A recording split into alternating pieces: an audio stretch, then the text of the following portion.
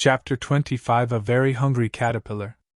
After some initial issues, the Solarium pooping Mech-a-Worms were pooping great. The piles of Solarium were being collected by Delhi and processed into drums to be later magically whooshed back to the UK. "This is great," munched Bouncer, his mouth full of soil. "Bound far don't talk with your mouth full," replied Graham, his own mouth equally full. "Dory Graham," munched Bouncer as another lump of Solarium pooped onto the floor behind him.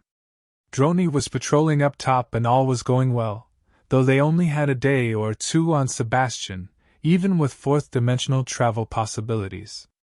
Everything seemed to be going to plan. "Dow buck bird do you think there is, Graham?"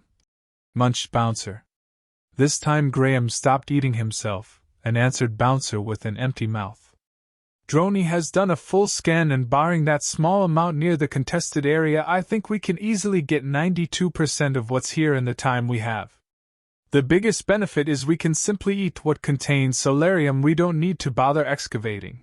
It really is speeding the whole process up." "Defo Graham." Bouncer had finally got the message and waited till his mouth was also empty before speaking this time. "I think we'll have this wrapped up before the shift change. What then?" "Well, we need to get all this to a safe place. Delhi has suggested we whoosh it back to the UK. We can wait and see what happens. Regards, Sebastian, and then tweak our plan to suit." A couple of hours later, the vast majority of the available Solarium had been eaten, chewed and pooped as per the plan.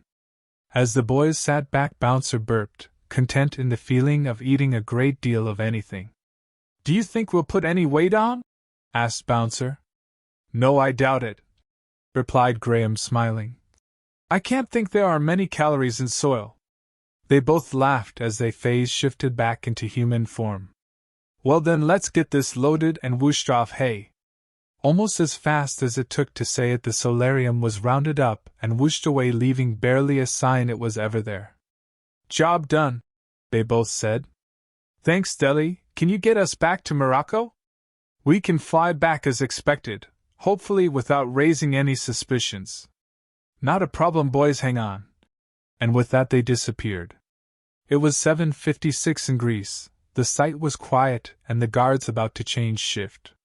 The handover went smoothly, and the departing guards informed the incoming guards that nothing much had happened during the evening and morning shifts.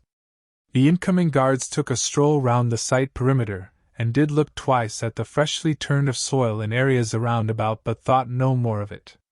In 2 days' time, when Sebastian eventually arrived, they will wish that they had paid more attention. Though nothing had changed in the present, at Sepulchre's headquarters in 2285 something had changed. No one there was even aware, since now that it had never existed there was no reason to miss it. No one other than Sebastian, that is, who was the one who had created it in the first place.